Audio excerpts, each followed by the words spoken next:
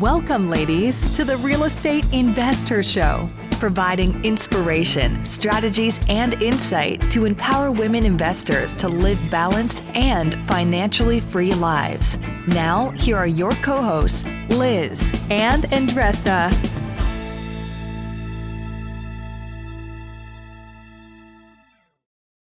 So in today's episode, ladies, we have Lesley Ray. She's a background in commercial design. And what's really neat about Lesley is she started her journey of investing a few years ago. And not only did she buy a duplex, but she bought a duplex at a state with not too much experience and just having this wanting and goal, right, to start her investing trajectory. So we get into a lot around out-of-state investing. She's built a portfolio of about 10 doors, and she's getting into more and more different things around investing and building her portfolio. And what's really neat about this is we get into like the good, the bad, and the ugly when you're out-of-state investing, because there's things that can go really wrong when you're doing that. And we talk a little bit about kind of mitigate those risks. Indeed, and it is possible. So Lesley is an example of it. And she also is share with us pivoting about she's she's adding to her real estate investment, flipping. And we talked about what should consider, and we encourage you to consider when you're pivoting, a couple of very important topics for you to think about when you're pivoting and leveraging what you're bringing from your past life, from your career. That's super important. And many of us, we undersell ourselves. So this is a great episode if you're looking to invest out of state, and check it out. Hey, everyone, this is Liz. And this is Andressa. We are so excited to announce that our virtual summit is coming up on June 12th. Woo! This is our second. This is our second annual virtual summit, and it's more than a summit. This is going to be an absolute experience to be part of, because we are not just going to be, planning speakers, amazing speakers, by the way, but we're going to be doing so much more than that. I want to really highlight that we're focused on 3 pillars, giving you content and information around real estate investing, around business, and around mindset and self-care, our 3 pillars of what we do in the investor organization. Not only do we have an amazing kind of speaker lineup that's covering topics from lead generation, social media, raising money, creative financing, but we actually also have tons of bonus material of people talking, of amazing women talking about strategies around land flipping and Airbnb in a box and much, much more. Exactly. And as Liz said, this is going to be an experience, and we're going to have a pre-event for you guys to enjoy each other, accountability groups, live mastermind, and networking. So we've thought about everything that you need, and we are putting everything in one day. So the early bird, it's now available for you to purchase. And I will not miss this opportunity, because in a couple of days, the price is going to go up. So go ahead, purchase your ticket today so you can get the extra bonus that's going to come with the ticket. And share with other women. Please share with other women that might benefit from being part of our community and part of this event. So all the information is going to be below. I will see you soon. Welcome back, ladies. This is Liz. And this is Andressa. Welcome back to the Real Estate Investor Show. If this is your first time listening, where have you been? We've been doing this for quite some time. No, I'm totally joking. But this is your first time with us. Thank you so much for joining us. Thank you so much for taking time to be on this path, as we like to say, this path and this journey with us to empower women to live a financially free and balanced life. So thank you for being with us. If you are someone who's been with us for a few years now and you listen to all of our episodes, welcome back. Thank you for taking time on your journey to connect with us and to consume this. So we so appreciate that, right, Andressa? Yes, definitely. So as we always do, one thing we like to do is just kick off a quick tip or a strategy. And by the way, let me introduce Lesley Ray to all of you. Each week we interview a different woman that is, knocking it out of the park in their own world, in their own life, whatever that means to them. And so Lesley, thanks for being on our show today. Yeah, thank you so much for having me. I'm really excited to be here. Yes, we have, she's got quite a story we're going to jump into in a moment. As we always like to do, we do like to share a very quick tip or a quick something to hopefully add value to your life. Because Andres and I are all about adding value in a quick way, because, we don't want to take a whole lot of your time. Women are busy. Women have a lot on their plates, and we're all about giving you great content in a fast way. Yes. So, Andressa, what is coming up for you? What do we have for these amazing, amazing women listening to this week's episode? Well, when I heard the term like, oh, you got to think outside the box many times, right? But it's easier said than done. So I'll just share a quick example that I was like, I put effort into thinking outside the box. Didn't come like a lighting, right? I put effort into it. And it was a very quick and simple example. My 6-year-old wants to be a gamer. I was like, you don't even know what that means. Right? What does that mean? Like, you saw somebody doing video games and that type of stuff. And he's like, I want to play Red Ball 4. I was like, what is that? Like, what is it? Anyway, it's a quick game with a little red ball, and you do different things. And I be honest with you, I'm very like, I don't like video games, and I don't want my child to be in video games. I want him to be outside. I want him to do different things.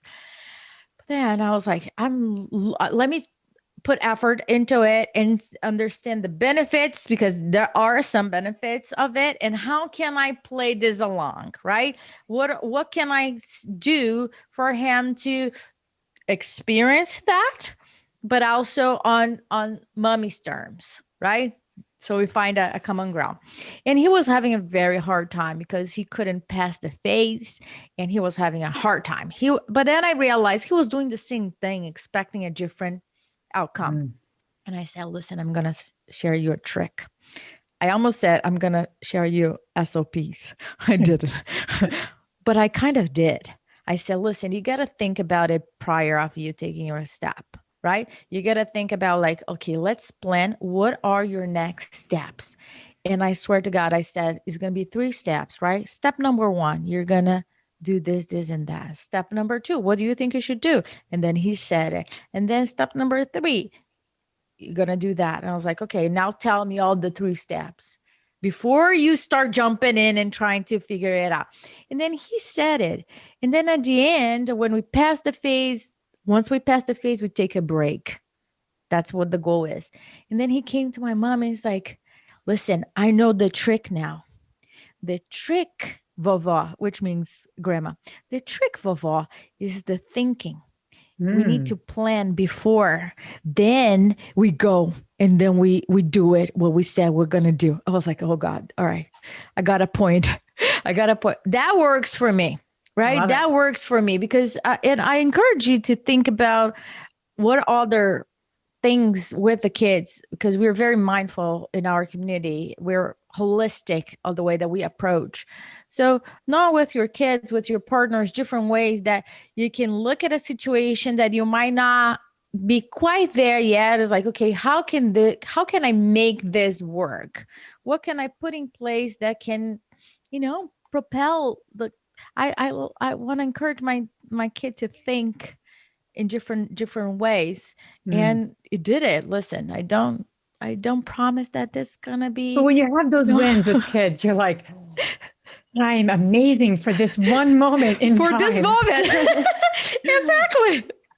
I've been there. And then the other day, you're like, I'm the worst mother ever. Yes, what the hell am I doing? I love that, Andressa. That's great. Exactly. And you're going to give that to your son, your strategic mind. You're definitely going to give that to him. So I love that. So without further ado, Lesley, thanks again for being on our show. And we always like to ask the women on our show, what inspired you? What propelled you to jump into investing in real estate?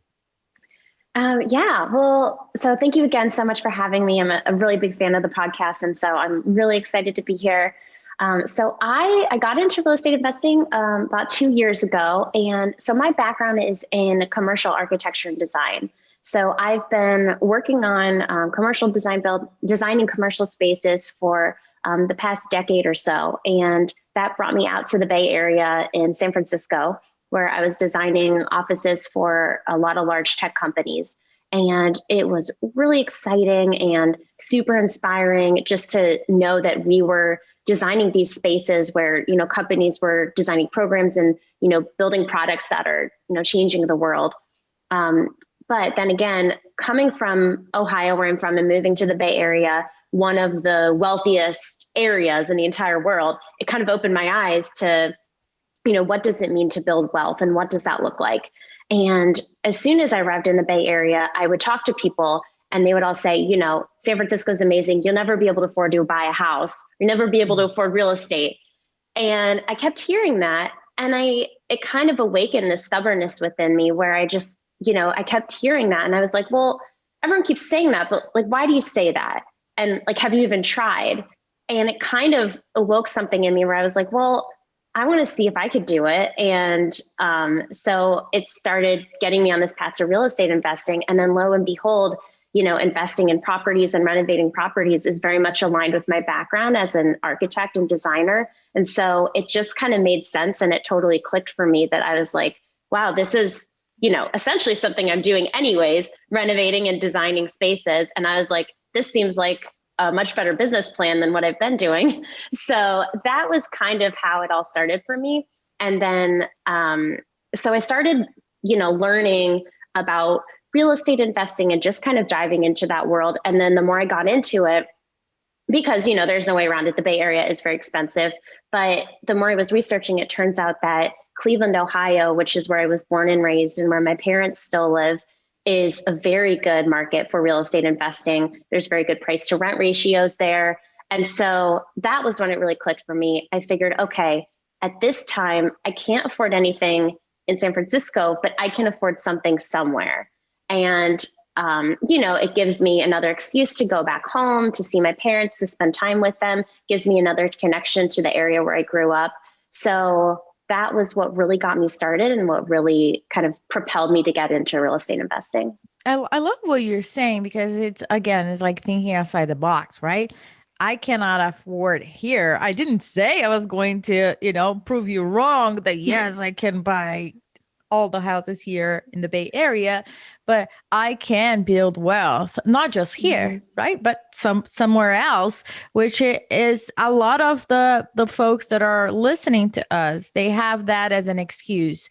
My market does not allow me to invest in real estate. All right. So we're just going to break that right now, right? Because now you're going to think about how can I invest outside state?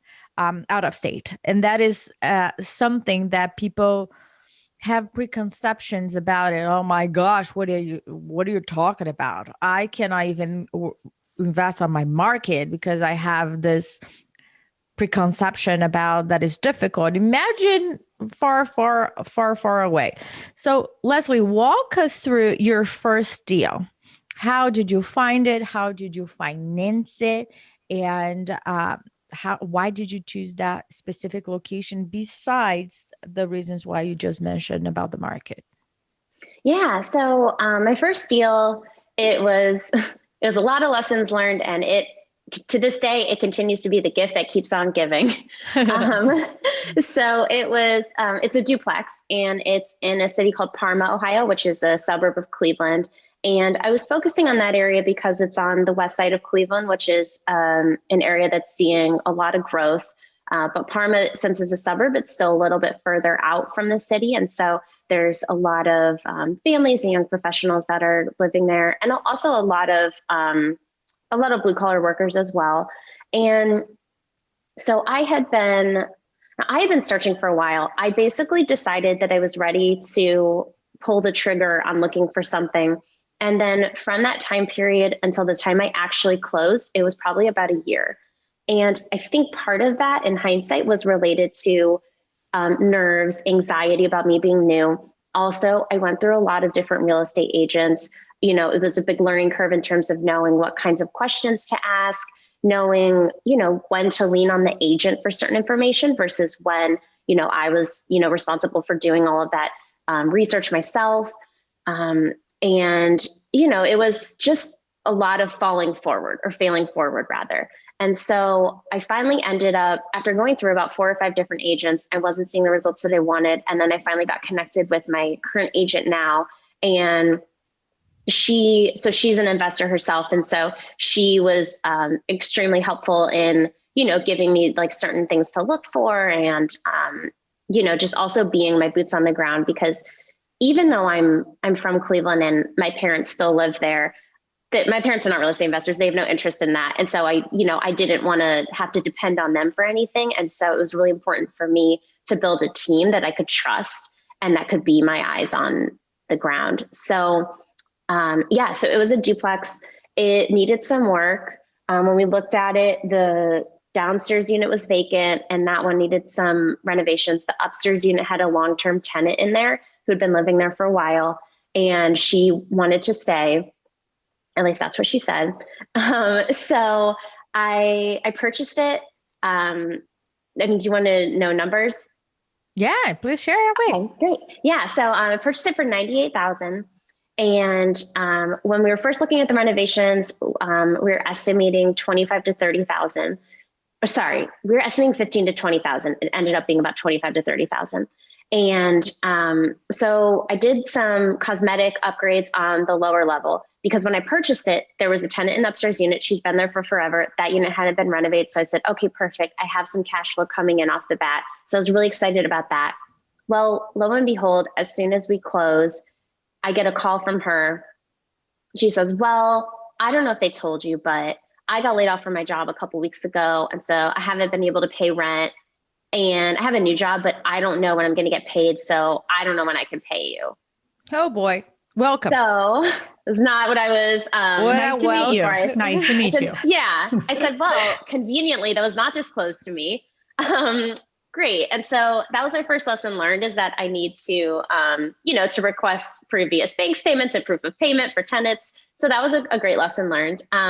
She did not leave easily. And then, of course, once she left, she had been there for it must have been 8 to 10 years. The unit had not been updated. She didn't take very good care of it. So I had to absorb the cost of renovating that entire unit as well, which I was not preparing to do.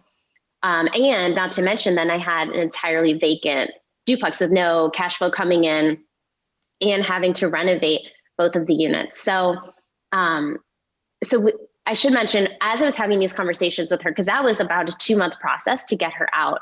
So while we were having that conversation, we started renovations on the lower unit, which was, we got new flooring, we did some paint, carpet, just super basic stuff. And so we started marketing that unit to rent. And I was very happy with that contractor. He did a great job. He was actually really great at communicating, very reliable. And so then when it came time to renovate the upstairs unit, I said, okay, great, let's get him back on to renovate this. And so I called him up and he's like, well, I'm really booked out at this time. I won't be able to get to it for another couple months. And I was like, oh my goodness, a couple months. I can't wait that long. I was just so eager to just get it renovated and get it rented. So I called several other different contractors and I basically just took whoever was available and had the lowest price. That was my second lesson learned. If all the other contractors are busy and there's one that you come into contact with who is eager and very available, not always, but there might be a reason. And so that was my second lesson learned. And he ended up being extremely difficult to work with. I think he took advantage of the fact that it was long distance and would, call me and say, oh, here's something else that needs to be fixed. Here's something else that needs to be fixed. And, as I'm sure you guys can relate to, when you're in the middle of a renovation, it's easy to uncover a lot of additional things that can be fixed. And, it's easy to say oh, while you're in there, just take care of it. It's another $100. Oh, what's another $200? But that stuff really adds up.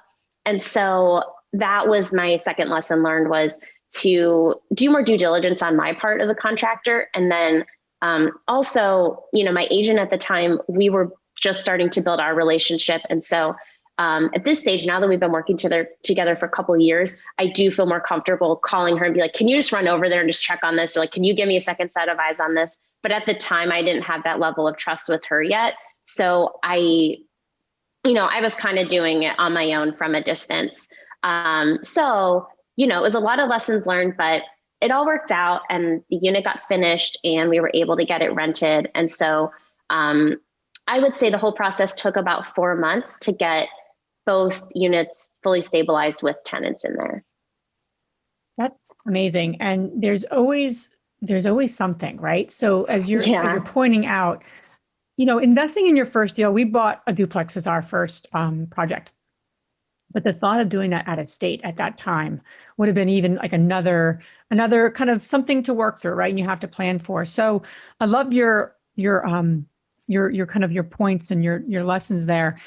From a team perspective, though, team is important regardless, but team becomes even more critical, right? When you're not there physically. Mm-hmm. So your agent, what were other important and what have been other additions to your team? Because you've grown your portfolio, right? Beyond the duplex. Yeah. I'm just curious, like, how, work, especially out of state, everyone wants to invest out of state because there's so much, the hot market, things aren't working in your local area and people are looking outside more and more. It's like a big topic in our membership, right, Andressa? Mm-hmm. Yes, more and more looking to invest out of state. So who would you see are some critical team members beyond the agent, obviously a contractor, but like, what have you learned to be like, you need to have these people and this is what they need to do? So the agent contractor, I think having a trusted friend or family member that's in that market, that's local to that market as well, is very helpful. As I mentioned, my parents live there. I have a lot of friends who still live there, given that I grew up there. And even though my parents are not actively involved by any means, they don't even know where most of my properties are. They've never even been to them. So they're not involved at all, but just the fact that I know that they're there and that and the fact that I can say that to people and I can use that as a point when I'm interviewing potential contractors or, things like that, that gives me a sense of comfort. And I think it also indicates to people, because I hate to say it, but people do take advantage of out-of-state investors. And for me to be able to say, oh yeah, my parents live in this suburb and, I grew up here. And the fact that I can have talking points around that, I think is very helpful. So I would say for people who are looking to invest in a market out of state, find somebody trusted that you can have there. And then, have that person. They don't actually have to be very active in the process, but just knowing that you have them there as a backup is very helpful and a good source of comfort. I think depending on your financial situation, a lender is really great to have as well. So I no longer have a W-2 job. I've since left my W-2 job. And so I have a really amazing portfolio lender that I've built a relationship with. And, even when I had my W-2 job, having just a great traditional lender, that was really, really helpful as well. So I would say those are the most prominent team members. You mentioned about vetting a contractor, right? I always say, like I keep saying over and over again, to how important that is. And because your vetting process will determine the success of your relationship, your it's going to determine how easy or difficult the managing part is. Mm-hmm. So talk to us about the managing part of the construction, right? You have different projects, different types of properties, different levels of construction. What have you put in place in order to make sure that the project is moving along? Yeah, that's a great question. So for the first one that I mentioned, there was definitely a learning curve, just in the sense that I thought I had put systems in place to start, but the contractor either wasn't following my systems or I wasn't holding true to those. The main thing I would say is pictures, requiring photographs before providing payment. And then, some contractors will want 50% upfront. Some are okay with 25% upfront and then the remainder upon completion. But photographs are definitely the most important part.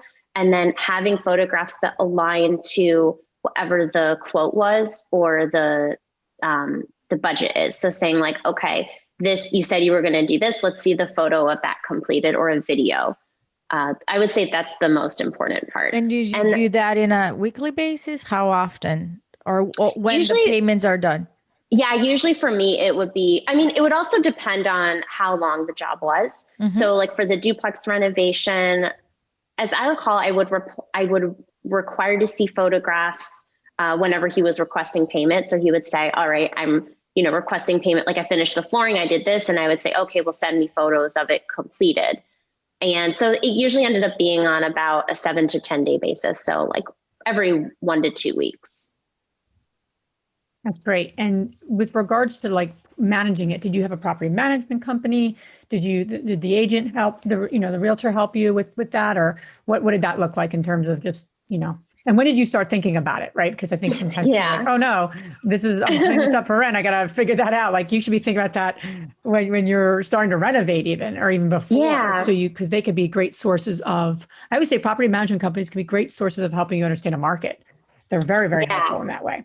Yeah, absolutely. So my agent, she's rockstar agent. She has contractors that she works with, and she also has a property management company as well. She manages properties for her investors. And so when I had been running my numbers for all the properties that I was looking at, I was running them all, including fees to manage for property management.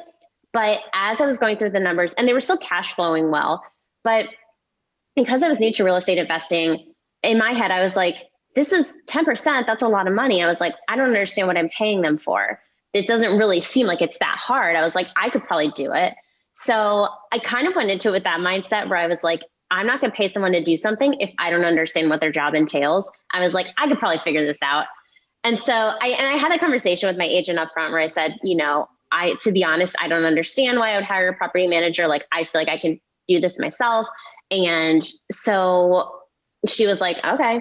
And so I did manage it myself for it's probably about 6 months. And then I got to the point where I was like, I will happily pay somebody to do this for me. I was like, I'm done with this. I was totally fed up. So I called her and I was like, please manage this for me. And she was like, oh, okay, interesting. Yeah, that's fine. So then she took over management. And I will say my agent, she had been helping me out even when I was, self-managing. Like there were a couple of times where she would run over to the property to meet the delivery person or things like that. So she was definitely helping me out, even though I wasn't paying her the 10%. But for me, it was just a really big lesson learned. And it allowed me to just have so much more empathy for property managers as well, to understand what they go through. I think that's great though, that two things, that you underwrote the property, did your numbers, analyzed the deal, if you will, with the property management fee in there. And 10% I think is a great number, Generous. Especially for a smaller project, right? Duplex. The larger you get, ladies, the percent could go down. The higher percentage, usually smaller projects, you'll see.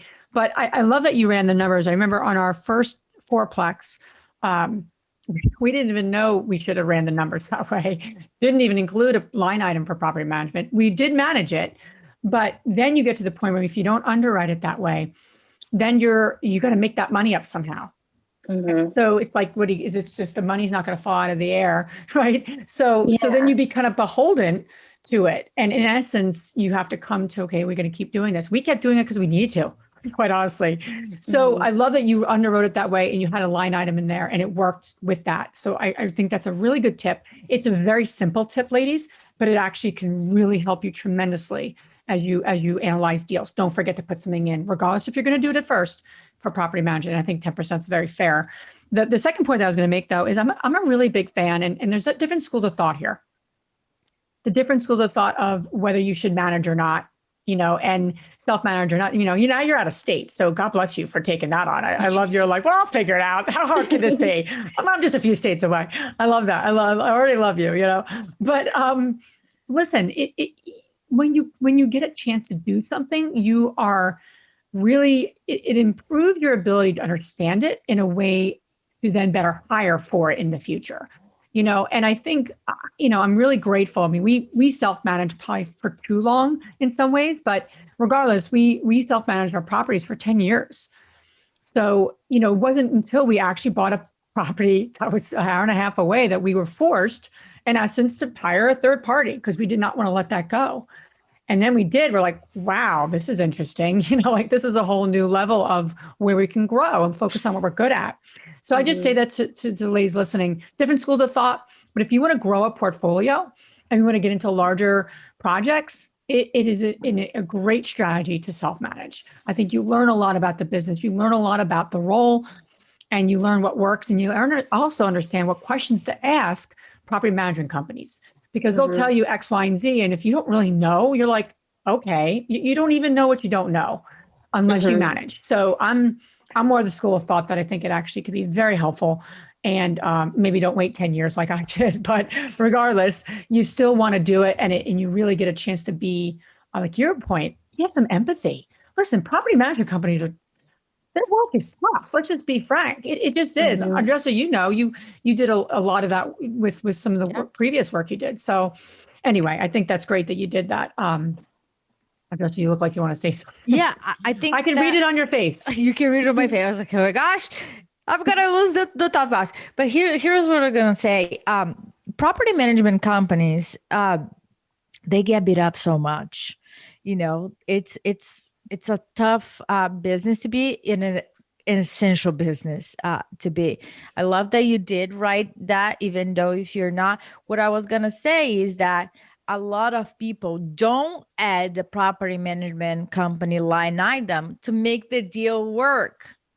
And I'm telling you, we need to stop taking things out of our spreadsheet in order to make the deal work, and start looking at for other properties. Stop taking, how about if I put less vacancy or higher appreciation? Oh, now it looks beautiful. Great. Right. But if you're thinking you're going to get a cake out of this recipe here, you won't. It's just not the way. And hear me out on this. Especially if you're getting started, if you're listening this, you're like, how? So I am getting frustrated because I already underwrote 10 deals and it didn't make sense. First of all, make sure you're sharing those spreadsheets with other more experienced investors that you might be a little off, but keep the numbers, right? We usually say you got to look at 100 properties in order for you to buy one. That's the game. So encourage you to do not change your spreadsheet. Look, I love beautiful. That. Yes. That's not going to work. Right. To convince yourself, right? Right. It's like the guy or gal you're dating. And you're like, I remember my sister came home. I said, how was your date? I'll never forget this. We joke about it now. I'm like, how was your date? And I was young. I'm 6 years younger than my older sister. She goes, it was good. I'm like, what do you like about him? Meanwhile, I have like nothing else to do. I'm like waiting for my sister to get home from her date. I'm living vicariously through her. And she goes, he has a lot of CDs. That was the biggest compliment she can give him, is that he owned CDs. Compact discs, like old school CDs. Okay. I thought it was a term. Oh, geez. Well, you are younger than me, Andressa, so you may like, what's a CD? No, I know what a CD is. Yeah. No. I'm just saying that I didn't know if it was like a American term about something. But I just totally digressed the conversation. But the point is, you shouldn't be like trying to find something good about a deal or a person for that matter. But let's do that. Let's transition a little bit. Lesley, you're talking a little bit about our the pre-work that we do to understand where our investors are in terms of their path. You're pivoting. And so much of, I think, life and certainly investing is pivoting, even for experienced investors. And you can't just put your head down and go, I do this. I'm this one trick pony. But then you could also argue with different personalities. People get very distracted too quickly, too soon. You get involved in 15 different things and you're like, hold on, I'm not really good at anything. So there's this this scale, right, of pivoting when it makes sense and doing it in a way that feels good, is the right move for you, but it's not like another distraction or another just something else we want to try because X, Y, and Z didn't work. So I don't know if I have the exact answer for that because I've probably played both sides of that, but curious to hear a little bit about your mindset and your kind of thinking behind your pivoting right now. What are you doing? Why are you doing it? And how are you setting yourself up to be successful in this new kind of like pivot, if you will? Yeah, that's a great question. And, everything of what you were just saying totally resonates with me because it's definitely a fine line in terms of, pivoting and trying different things and seeing what sticks, but also not doing it to the point where you burn yourself out. And that's definitely been something that I personally have been working on and, honestly struggling with over the past, year or so. So as I mentioned, my background is in commercial architecture and design. And so I was specializing in designing offices. And so, when COVID hit, as you can imagine, the work dried up a little bit. People weren't as interested in designing new offices because nobody's going to the office. And so I recognized that as an opportunity. And so I volunteered to step away from my previous job for a little bit to focus more on real estate investing. And just, I recognized that it was something that I'm interested in and I enjoy doing, but because I had previously had a full-time W-2 job, I didn't have the full time and energy to commit to it. So I figured, okay, now is as good a time as any to, take a step away from work. I was still working there part-time, but it meant that I had more time and energy to focus on continuing to grow my portfolio. So I've been focusing on that for the past year. And so now we're up to 10 doors all across Northern Ohio. So that's myself and also with partners. And so now I'm getting ready to get into flipping. I feel like I've got a good handle on the buy and hold side of things. And the more I was thinking about it, I just realized that flipping houses is just so much more in line with where my natural tendencies are in terms of, design and architecture, just, creating, really nice renovated spaces for people. So now that's the biggest pivot that I'm facing right now and that I'm focusing on at this time. And it's been very challenging. It continues to be very challenging. For anybody listening, I would encourage everyone to, I know there's a lot of talk a lot of times about working with business coaches and mindset coaches. And, I have worked with some of those people and that's been very helpful, but I find just good old fashioned therapy to be extremely beneficial as well. And just, also just reminding myself that, the importance of mental health and just taking care of myself. I feel like it's really easy, like Liz, like you were saying, to be pulled in a lot of different directions and trying different things. And then, get overwhelmed and then you just kind of start to beat yourself up. And it's a lesson I continue to learn. It's just, taking care of myself, but also, knowing, like pushing myself but knowing when to also back off. Yeah. I want to highlight something that and connect. Liz, in one of our membership trainings, I don't know if you remember, but you record something and I never heard that before. So I want to just put this here for everybody to hear, that you mentioned that when you were pivoting, you pivot in one part. When you are pivoting in multiple parts at the same time, that's just like a recipe for a disaster. And Lesley, you were pivoting to flips or adding that to your strategy, but you have the construction knowledge as a background. So for you guys that are listening, how will it look like, right? Oh, I'm pivoting to flipping and I have no clue what to do. And it's going to be in Minnesota. So there's too many pivotings happening. I don't know if that's even a word, pivotings. You guys correct me if I'm wrong. It's okay. But if there's too many happening at the same time, you're going to lose your hair, lose your project because it's a lot. So I like what you're doing because you're mitigating the risk and also leveraging your experience, what you have, what you can bring to the table. It's a big deal. And I encourage all of you that are listening to think about, what are you bringing to the table from your past life for your career? I don't care what you have done, your skill sets. If you're like stay-home mom, yes, you can manage people, right? You can do multitask, you can do planning, you can do so many other things. So bring that to the table.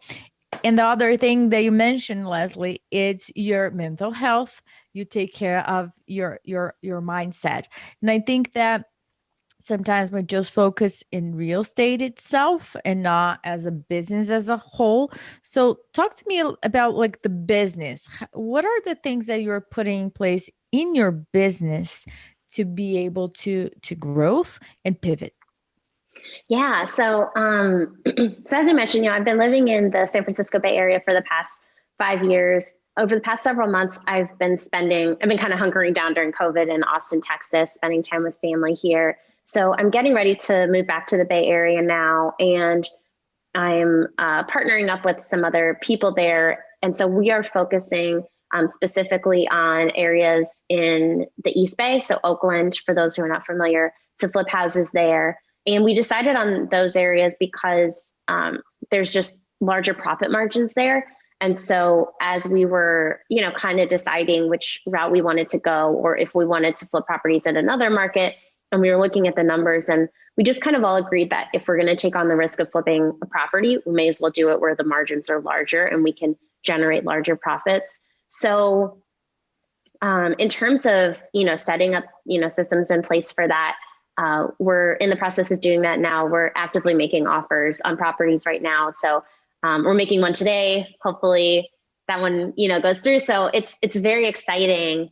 And yeah, so I'm really excited just, for that. I'm excited to actually be more hands-on, because even though investing long distance has been really great and I've learned a lot, I actually kind of got bummed out, not being able to be actively involved in the renovation process. And, in some ways it's been nice to be able to be a little more hands-off, or, it's forced me to be hands-off, but I like being able to go to job sites and talk through things and, try different paint colors and try different materials and see how they look there. So I'm really excited to just be more active and hands-on. And I think it'll just, continue to inspire me and, my partners to just continue growing our business. So, so that pivot is, the biggest pivot that I'm taking right now. And I'm super excited about it because it's just something that's really aligned with my background and my passion and, what I'm looking for.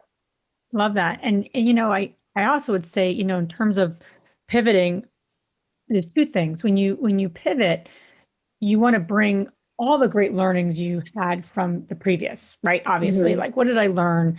And like my greatness, like we were saying, Jess and I obviously talk to women all the time, and so many women just undersell themselves, undersell what their capabilities are, and women so much to bring to the table. So that's one part of it, but the other part of it too, but when you pivot, is what didn't work on the previous business project. Like, if you don't have that come to Jesus meeting with yourself, you're going to bring that into the new thing. And I can't tell you that I never did that, and we were pivoting too quickly, too soon. When we kind of started our investing, my husband and I, we really should have looked ourselves in the mirror more than we did around, this didn't work. This partnership style didn't work, or, whatever it was. What can we do differently as we pivot? What can we do differently? So there's a shortcoming, there's a gap.